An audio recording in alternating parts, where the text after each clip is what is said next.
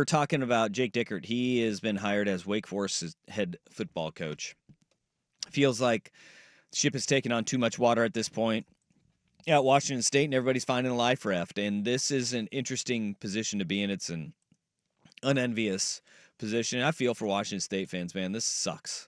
It sucks. It sucks for the Beavs. It sucks for the Cougs that they were the ones on the outside looking in, especially when you think about, Arizona State, a team that's in the college football playoff this year. Washington State and Oregon State had been better programs over the last 5 years. Less 10, less 15. I'm not going to go there with Oregon State because Gary Anderson, I guess that's true. Run was really bad. I forget about the Gary Anderson years. I pretend really they don't bad. exist, just like the other Beaver fans. It was really bad. But to see the successes of those teams, finding those landing spots and having that success. But Washington State, yeah, you could say the last 15. Yes. But here's the thing with Washington State is that they're in a really precarious position. They play Syracuse in the Holiday Bowl coming up. When we were at Army-Navy over this past weekend, it was popping up during the Army-Navy game that Marshall was not going to be able to play in the Independence Bowl. And that they were going to have to find a new team. And they found Louisiana Tech to play. The reason why Marshall couldn't play in the Independence Bowl is because Charles Huff, their head coach, took the Southern Miss job, and 29 guys entered the portal and followed him right out of town. To be fair to Huff, he was out of contract. His contract was over. He had asked for an extension, and the school never gave it to him. Yeah, no doubt. That's not on Huff. Yep. That's on the school itself. They are paying. It's the, F around, find out type deal. They didn't take care of their business. That's on the school. Absolutely. But the Cougs may be in the same position, though, because let's take inventory of what has happened. Jake Dickert is gone to Wake Forest. You have also lost your offensive coordinator, your defensive coordinator, your quarterback's coach, and your running back's coach. 22 players, including your star quarterback, who is the number one player in the transfer portal in all of college football right now, are all gone. You will be playing a game in a week, and you are missing so many pieces. Backing out, financially, that may cripple Washington State because that'd be like a $3 million hit to the giblets there on like a buyout clause. I don't know what the buyout is, but think about it. This is a tough spot to be in because are you going to just throw the remaining players to the wolves and just say, nope, good luck, guys. We got to do this contractually. We're going to make some money off it. Is that fair to those players to do that? This is going to be an interesting next 24 to 48 hours for Washington State's football program because also there's guys that you would be willing to target and that would be good fits that are already getting swooped up. One of them being Brennan Marion, the offensive coordinator at UNLV, who just took the head coach job at Sacramento State, right? That was a guy, if this happens, a week ago with Dickert, maybe you get Brennan Marion in and you have some time to smooth this thing over. He's a bright offensive mind, runs this offense called the Go-Go offense. It's fun. It's a lot of fun. It's why UNLV's been good. Well, and Odom's defense, but it's why they've been good. But he would be a temporary guy, right? Because if you hire the right guy, reality is probably going to be gone in a couple of years. But what does Washington State do in the short term? How do you patchwork this thing together in the short term? And that is going to be the interesting part for Washington State. And it sucks, man. There's no other way about it. No other way about it. It sucks, and it sucks because at one point you were better than Wake Forest, but I don't think that you back out of this game because it allows you it's good for the school. Is it fair to the kids that are playing in it? No, 100% not. It's not fair to the other coaches, but it gets you an opportunity to get young guys playing time, and you just have to view it more like you would view a spring game. I think if you're a WSU type team and you have a good, not great year, all of a sudden you kind of view these bowl games as spring ball again. Yeah. That's the way you have to view it because if all of your best players are going to leave, right, They're either going to leave because they're going to hit the portal, or they're going to leave because they're going to get ready for the NFL draft because they don't care about the Pop-Tarts Bowl or the Duke's Mayo Bowl or Yeah. the Potato Bowl or whatever stupid bowl game you throw in here.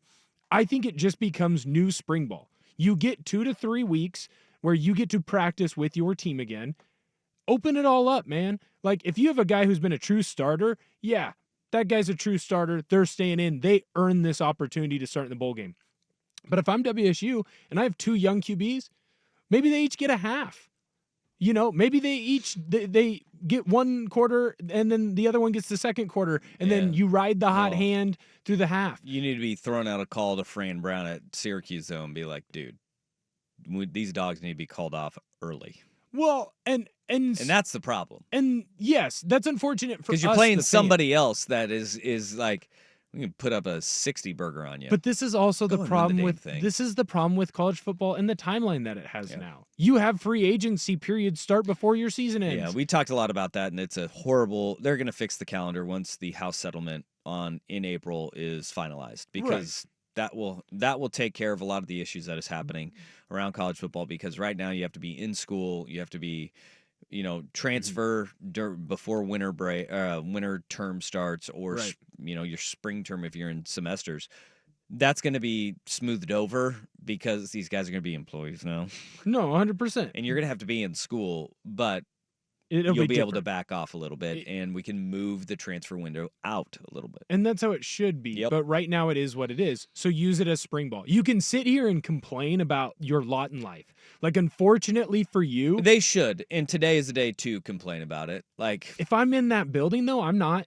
Like, oh no, if you're in the building, a coordinator. There's a coordinator now that gets to try to be a head coach, and it's unfortunate for them because their DC, they fired him, so he's not there. Your OC left, and your head coach is gone. So now it's a position coach. But now it's your opportunity where you get to show someone for a week-long period you have what it takes.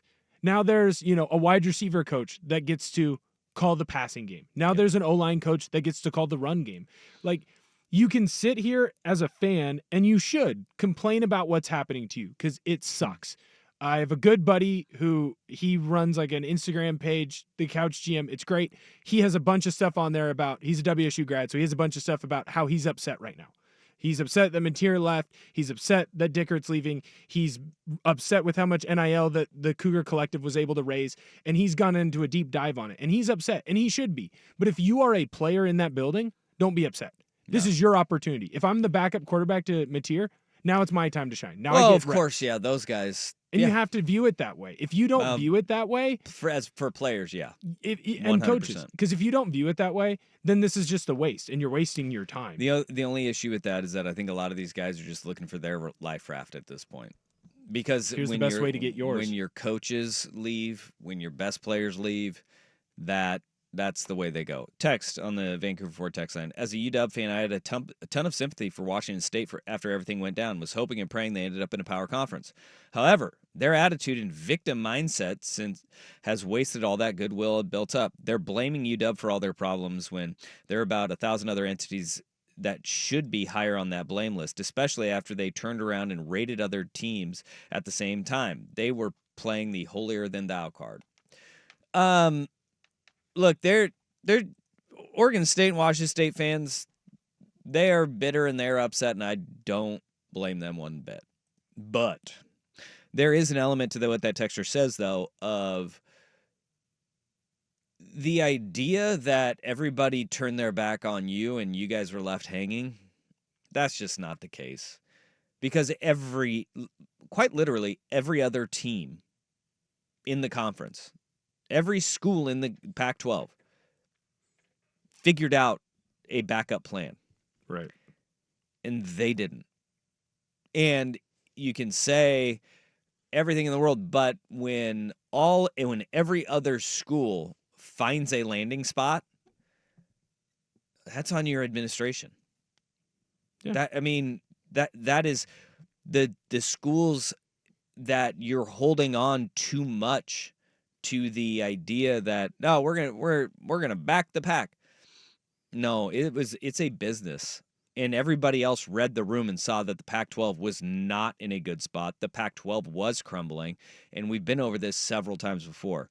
whether it is Kirk Schultz or formerly Ed Ray at Oregon State, Michael Crow down at Arizona State. Those were the guys that backed the Pac-12's leadership the strongest for the longest time. And they shouldn't have. And they shouldn't have. They shouldn't have. Because the leadership of the Pac-12 ran it into the ground. And there is every other team or every other school in the Pac-12 conference, they got their ducks in a row and they figured out a path moving forward.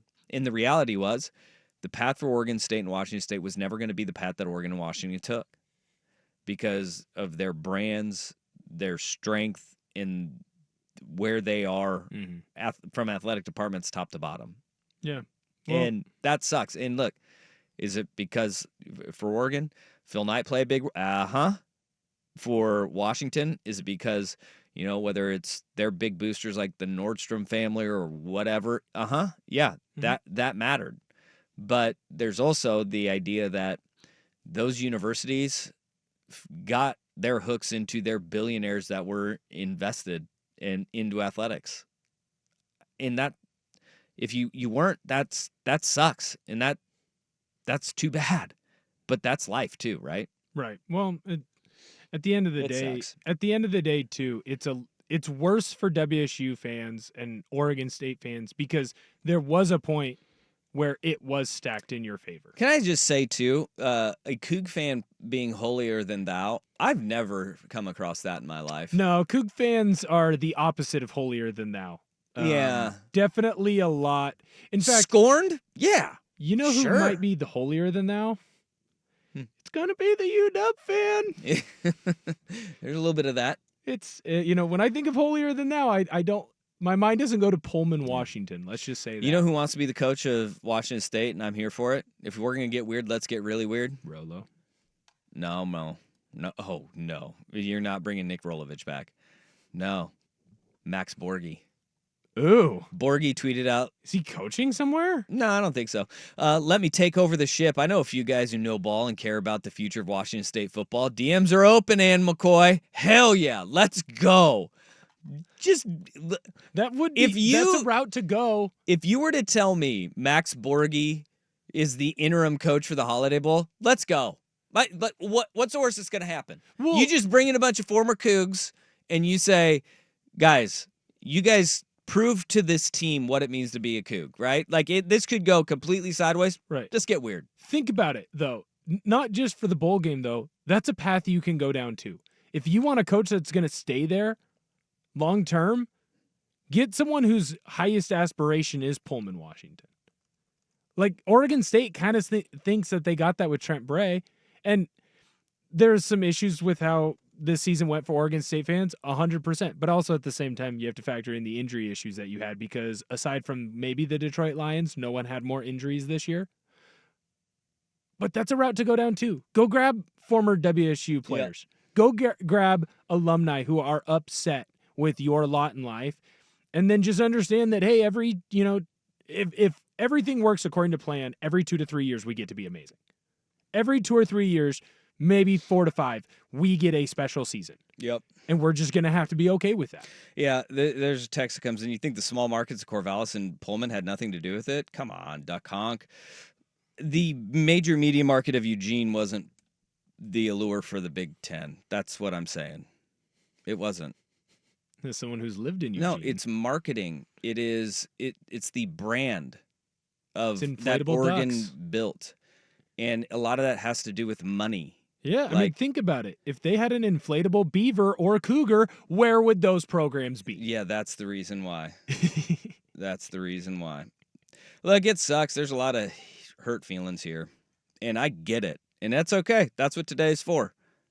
Dude, today is the day you lash out. And I get it. But don't let the emotions look at what the facts of how all of this happened. Treat it like a bad breakup. Look at the end of Dickert's last 2 years. You can get better than that. Right. You can do better. Right.